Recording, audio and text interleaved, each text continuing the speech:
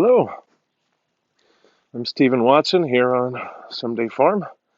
A little bit in the shade, but it's been pretty warm today. I want to talk about guards in the martial art, not a guard who you might hire a henchman or henchwoman, but the practice of having a guard or a protective fence.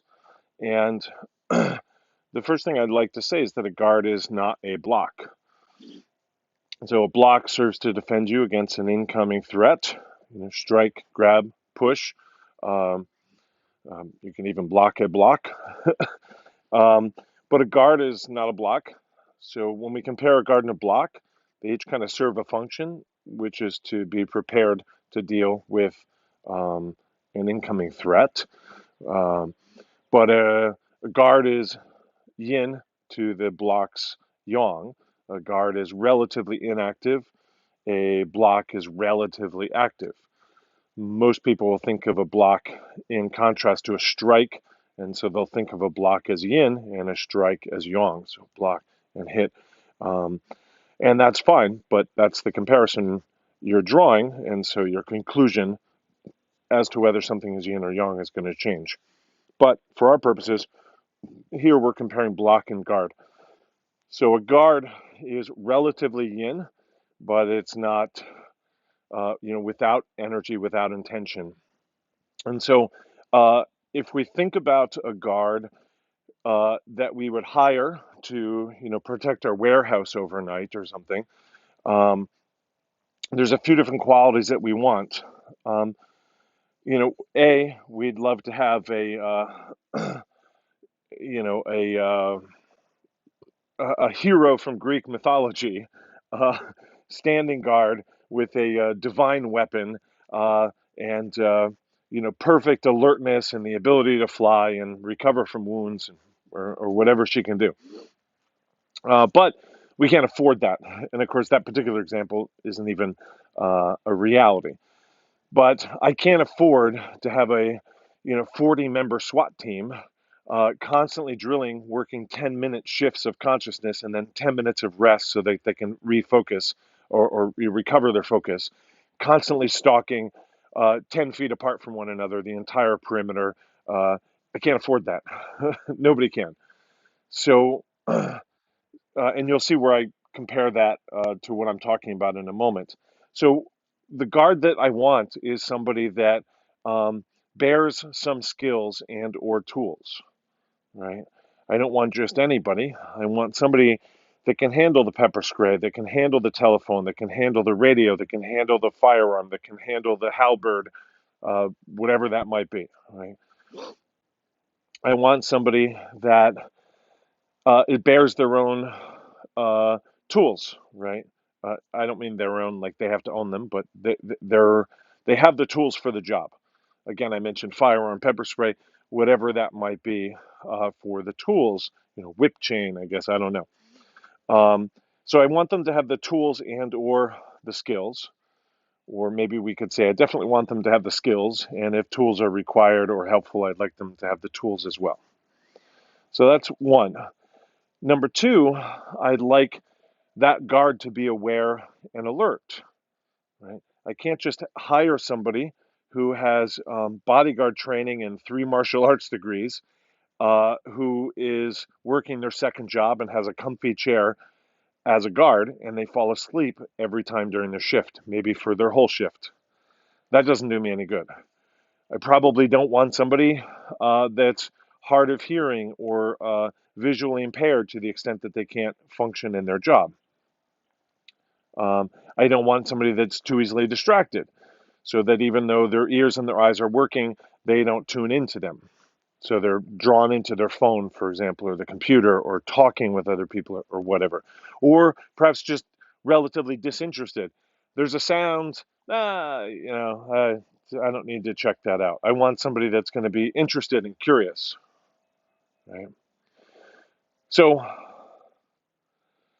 next thing that I want is, now we imagine this guard who has the skills, perhaps the tools, who has a level of alertness, awareness, a level of curiosity, no disinterest, but they're out of position. They're all the way over here by the front door, but the warehouse is 2 city blocks long.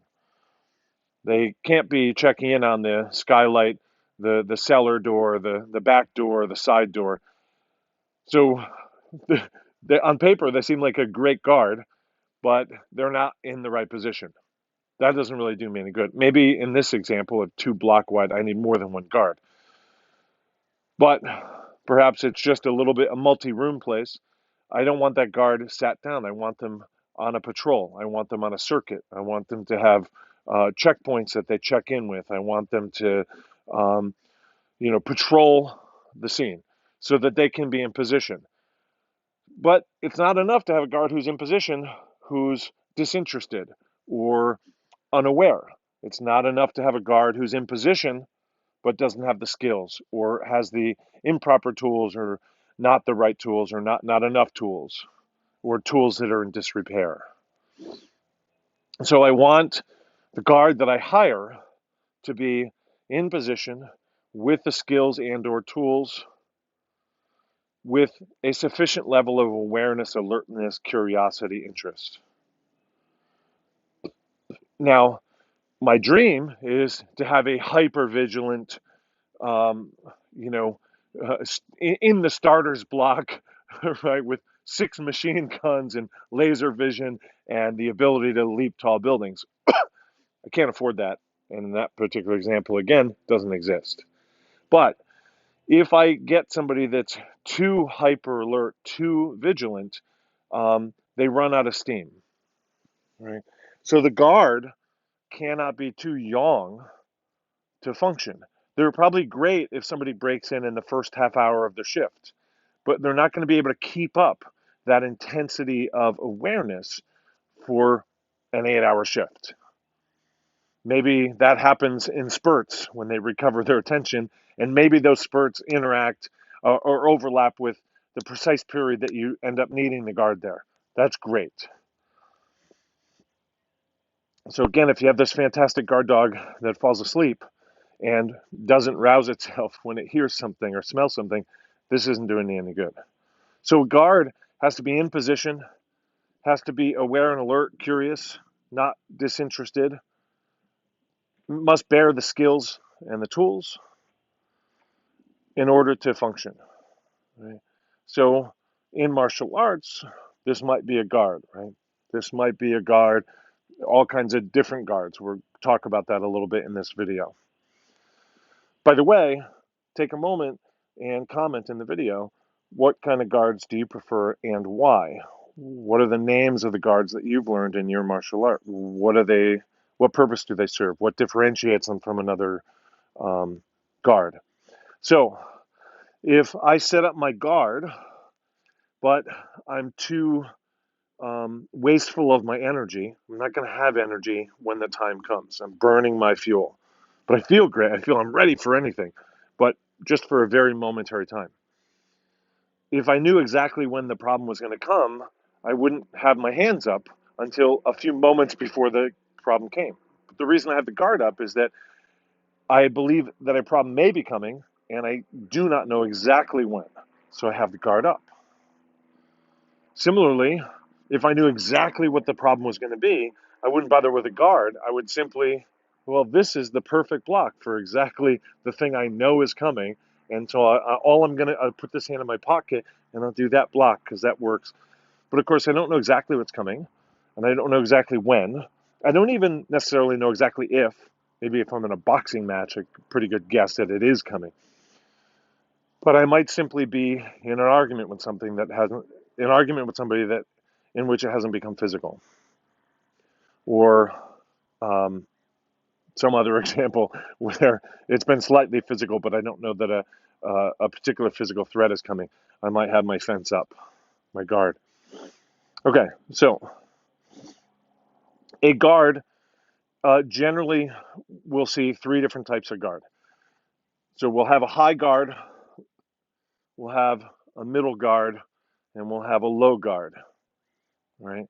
I'm simplifying, of course, and in a particular art, these might have specific names and certainly specific ways to do them. I'm just suggesting a general martial arts idea here. But a low guard, a middle guard, and a high guard. Again, particularly with a high guard, if you burn too much fuel having that high guard, it becomes less and less able to sustain. So you do your rounds less frequently, you stop paying attention, you become too relaxed. Maybe your skills themselves degrade or are harder to initialize. So we have a high guard, a middle guard, a low guard.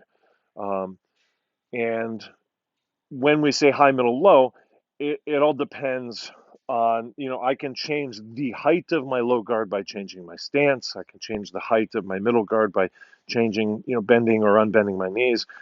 Particular stances can change. So it isn't really that this is always a middle guard.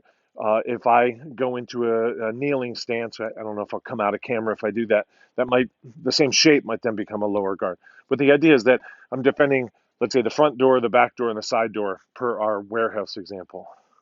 Or maybe it's third floor, middle floor, and first floor, something, or cellar, floor, and attic, something like that.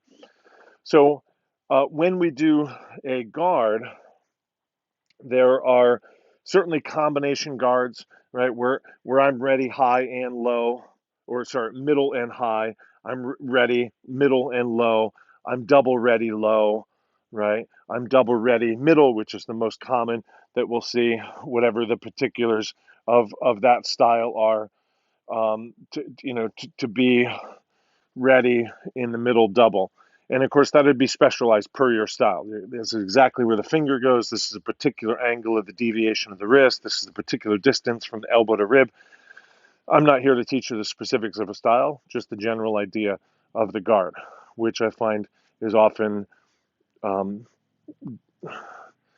uh, overlooked to the peril of the martial artist. All familiar with blocks and strikes, but the guard less so. And it's very rarely explicitly taught, I find. So we can have specialized guards, like a spinning guard. You might see in Baguazhang more often, for example. Um, specialized guards if you have, a weapon in your hand, for example. And you certainly have combination guards, as we saw. Like I could have an open and a closed hand. I could have a high closed and a low open, just to, all kinds of combinations. So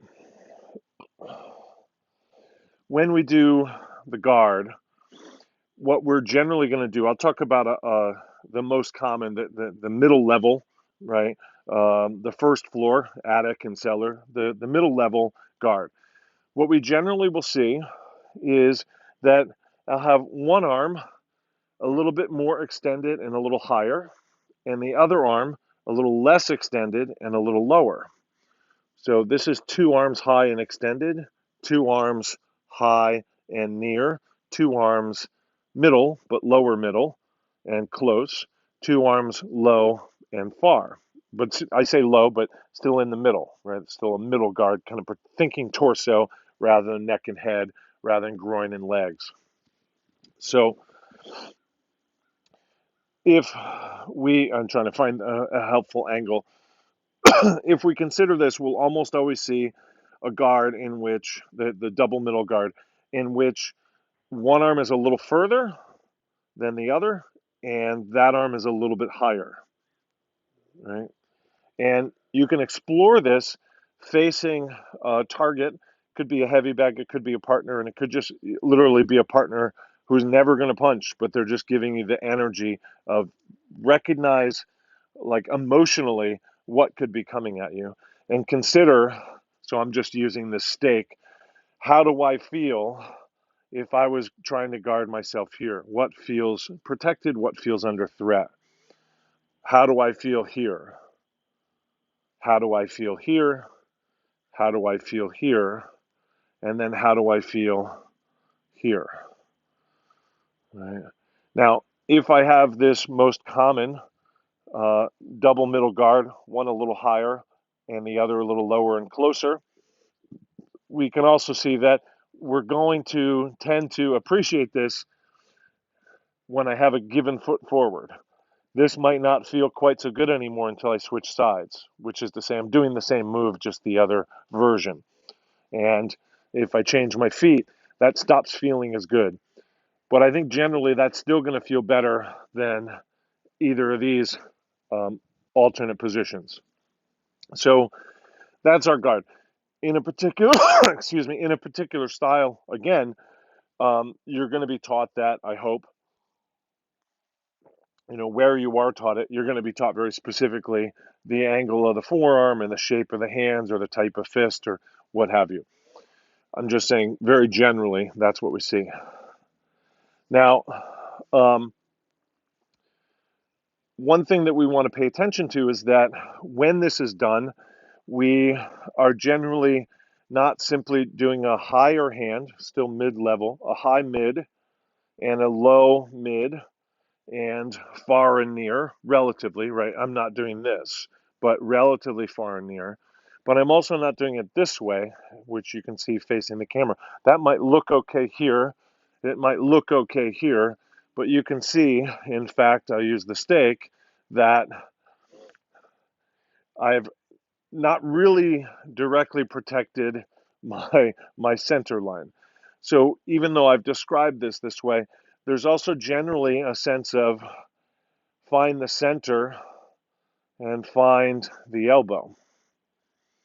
Something like this. Again, particular style, like I had a Shingi teacher that's like intensely specific about where these fit.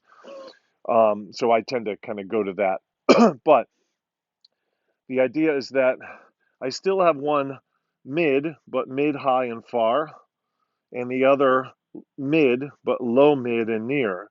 But they're each angled into the center line slightly, such that this protects the center line at the furthest distance that I'm willing to give in my style for protection. Somebody else might be here. I don't know why somebody else might be here. And they're each moving inward, so we can say that the elbows are out a little bit and the forearms are in. So my elbows have a bend. And so I'm generally checking in with the elbow, or I say elbow, it might be a little bit of the humerus, a little bit of the radial bone, somewhere in here. It might be a little high from the elbow, a little low, right in the center, a little distal, a little proximal, but somewhere in this area.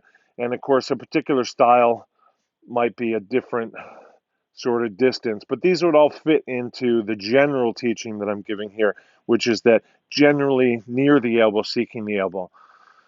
So we're guarding that elbow, or uh, certainly using it as a guide. Somebody can use that the elbow as a guide to find the wrist or the body, as can you. You can do it. They can do it to you. The guiding with the elbow is a different lesson, so maybe I'll just talk about the guarding here. So the next piece is to consider, well, why do I want to protect the elbow? If I have this hand farther out, can I protect the wrist? Well, I can, sure. Or for that matter, if I have this hand out, why don't I protect the shoulder? Why do I have to protect the elbow? Well, if I protect the wrist, it's much harder to blade my body. If I reach the two hands to a similar distance, my body tends to square itself to the threat. And of course, we could expect that the threat is between my torso and my fence, my guard. We wouldn't really expect the threat to be this stake if I had my hands up here. Wherever my feet are, I'd probably have my hands between my throat and my heart and the target, something like that. So if I overreach, right, I basically just have one line of defense with my hands. So if something gets through the line of defense, it's much harder to move my elbow with dexterity and range as compared to moving my hand. So if I think of this as a line of defense, I have the hand and then the second hand. So I'd much rather have that, two lines of pawns, if you will, rather than one. So one, this can draw me out of a blade. This can it's nice to have two hands out here, but I can't really drive them very well with my hips because my hips are going to be more square. So this allows me to pull with one, drive with the other pretty well, which you see in martial arts quite often. And it allows me to blade my body. It also allows me to present sort of two lines of dexterous defense, rather than if I was here and somebody came in, I'd probably crunch my abs, roll my spine, and try and use my elbow, maybe my knee, to get in there. But that's a much more gross problem, much more slow to move, and much less accurate compared to my hands. Right, my hands, I might knock a fly out of the way when it's flying around, but I don't think I'd try that with my elbow. And certainly, if I did, I don't expect to be successful. So, another reason to protect the elbows is that if I stand here and and I can invite you to do the same, just move my arm around. I'm not stepping or shifting. And so more or less my elbows in a set space. And what I want to do is just kind of observe the entirety of the sphere in which my arm is. It's described by the surface of the sphere that my hand is painting, right? So there's um, a a circle, a sphere that I'm describing with my hand because my arm is pretty much a fixed length and my shoulder really hasn't moved. And so when we look at that sphere, we recognize that anywhere within that sphere, my hand can be. It can be anywhere in that sphere, which is a lot of places. Certainly, in a fight, it's much less likely to be over here. It's more likely to be, again, between me and the threat, but it could be back there, and that, in fact, could be a problem. Like, what is that hand doing back there? But if we just consider the volume and the number of places that my hand can exist within that volume, it's pretty numerous. Now, if I do the same thing, just kind of circling whatever way I want, and we just look at my shoulder, right, we can see that the number of places that my shoulder can exist within that circle is quite limited. We could even say maybe it essentially doesn't move. So the shoulder, and in a given moment in a fight, right, I can certainly move my shoulder in a fight this way, and I can certainly turn my hips to get my shoulder. But just to simplify, the shoulder is much more easy to be found. It's a bigger target, it's slower moving, and it can move to less places in a given moment than the hand. The hand is a smaller target, it can move faster, it can change the direction for that matter easier, and it can be in multitudinous places in relation to where my shoulder is in that moment. So, which would you rather check when there's a threat? Well, I'd much rather check the shoulder than the hand. The shoulder is easier to find, it's bigger, it's slower moving, and it's pretty much going to be where I last saw it. Whereas checking the hand, so I say hand, could be wrist, fingers, somewhere in the hand area. If I check the hand, it's going to be faster moving, smaller target, certainly easier to juke me than the shoulder would, even if it tried. And it can be in so many other places, it's very unlikely to be where I last saw it. Like when I determined, let's say 0.4 seconds ago, to get out there and stop it, to slap it away, to block it, to set up a wall for a defense. So the hand is a really challenging idea to block. The shoulder is a great idea to block, but I'm not done with the lesson, so don't log off here. So one of the problems with the shoulder is that, let's say this is the other person's shoulder. If I get into their shoulder to stop their shoulder, one of the problems is that the rest of the arm can continue to articulate and become problematic for me. So checking the shoulder doesn't always stop the problem, which is usually in the hand. Particularly if there's a tool, then it's a real problem. So that's an issue. Not that it can't be done, and there aren't times to do it, but it generally means that if I check the shoulder, this is going to be able to operate on its own. And if that means it grabs me or reorients the tool or wraps around or something like that, that can be its own problem. Secondly, if I reach to the other person to get to their shoulder, their reach is going to be able to reach me, generally speaking, like guessing that we're similar sized. If I can reach their shoulder, they can probably reach me. So it necessarily draws me in to where I have to consider their weapons landing on me, grabbing me, or their blocks stopping me. So I really have to commit to be close enough to get to the shoulder. So these are counting against checking the shoulder. Whereas if I could check the hand, I could be way over here and pretty much be quite a long way away. Maybe now I'm just concerned with their legs or obviously them stepping or something. And if I check the hand, whatever remaining articulation they have doesn't tend to bring their weapons towards me.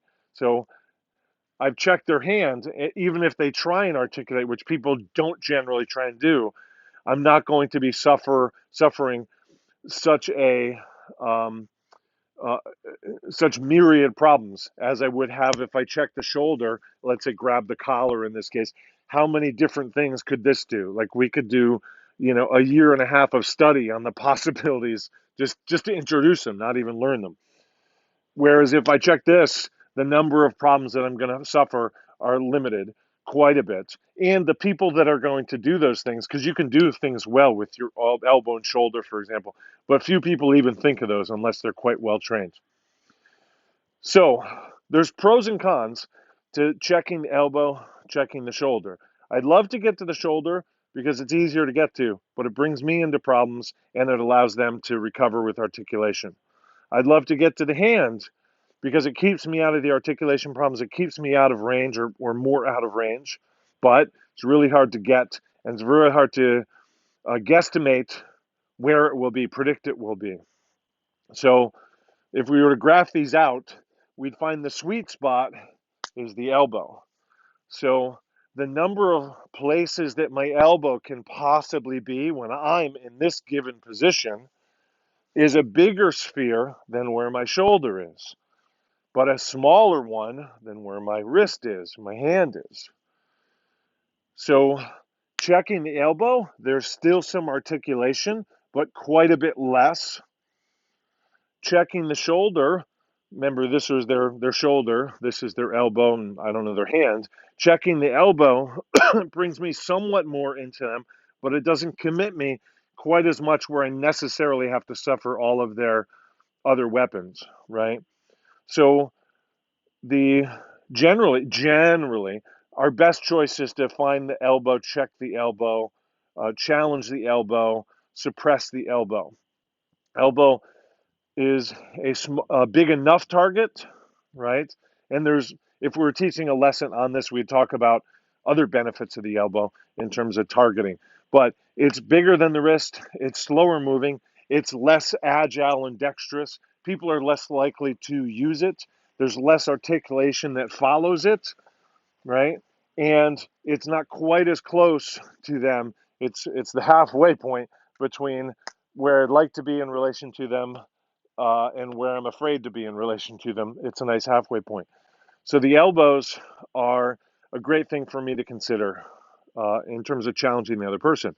But they're a great thing for me to consider in terms of making sure that I have a guard posted there. This is my guard, my sort of tripwire guard, the one that's furthest away from me, the one that's first likely to notice a change in the threat environment. Um, he's coming in closer. I feel him. He has knocked my hand down. He's reaching for me, or whatever. This is protecting the elbow. So, heading towards the end here. So, what we'll see, particularly in the Chinese martial arts, um, I've seen this in other martial arts, but I think I never do not see this in the Chinese martial arts. So I believe it to be a consistent understanding of martial expression in the Chinese realm. So let's say here I am, and this is just another stake, and so just representing another partner.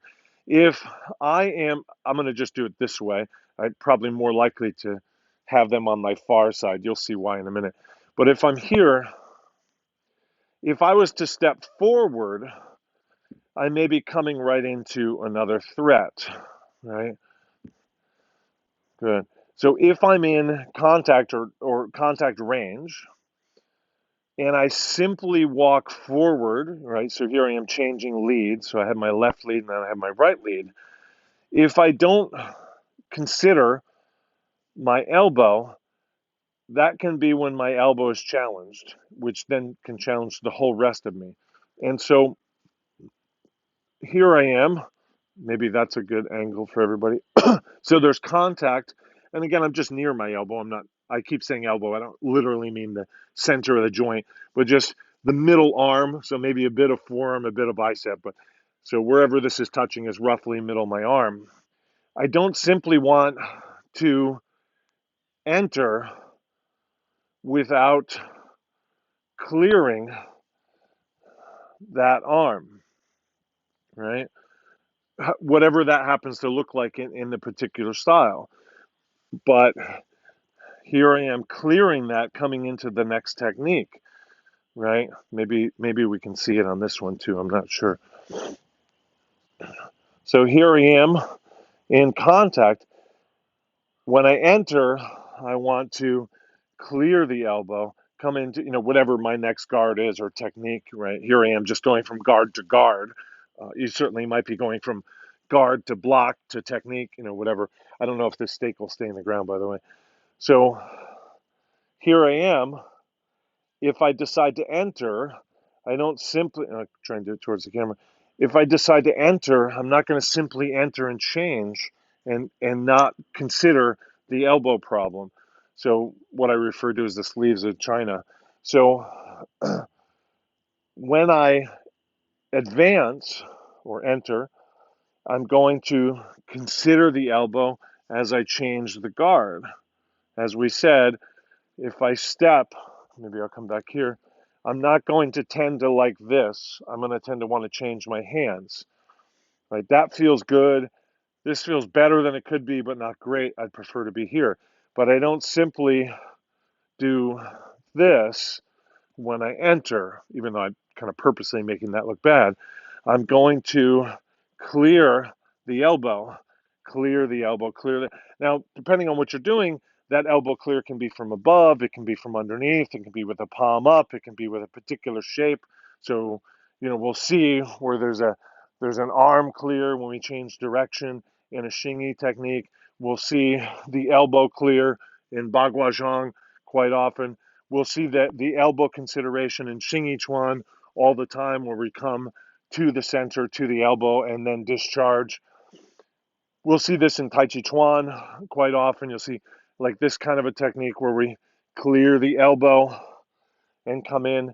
In that case it's done with a retreat, but it's the same thing, advance or retreat. If I'm changing my guard, I don't want to simply, that feels weird, simply do this. I want to bring the hand that will be the forward hand to protect the forearm. If I bring it to the armpit, I'm essentially collapsing it against myself. It's much less effective as a guard there because a strike that it takes is basically me taking as opposed to a little bit of space. It can be done, and there is a time and a place for it, but generally speaking, we don't want to protect the whole arm. It takes longer, it compresses me and collapses me. It doesn't give me that tripwire effect of feeling something before it gets to me.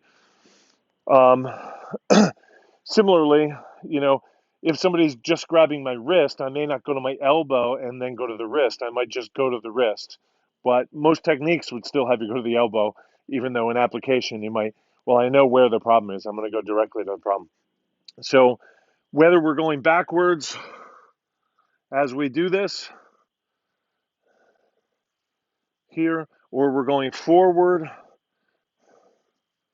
we're going to see this elbow clearing into a guard quite reliably in the Chinese martial arts. And I would go so far as to say that if somebody was demonstrating a form for me that they claim was Chinese, and I saw more than maybe one instance of them changing guards, advancing or retreating, but not considering the elbow, I would probably deepen my argument that it's not really Chinese and they're misinformed. I feel that strongly about it. Again, I say more than once because there's probably an example where here's a very good reason, because when you have the uh, you know, double linked triple staff in this particular thing, you can't clear the elbow. Okay, I get it. That's fine. But generally speaking, this is a provision that we'll see in the Chinese martial arts. So we might see, something like this. We might see a guard change here. We might see from the elbow clear to here's a low and a high guard, and White Crane spreads its wings or something like that. So um, we want to make sure that we're staying away from the body enough, but not collapsed, considering the center line, not being overly um, wasteful of the energy, so that we can last for the whole shift and have energy to deploy the block or the technique when the time comes. So I've babbled on enough. Hopefully that feels comfortable. Be well.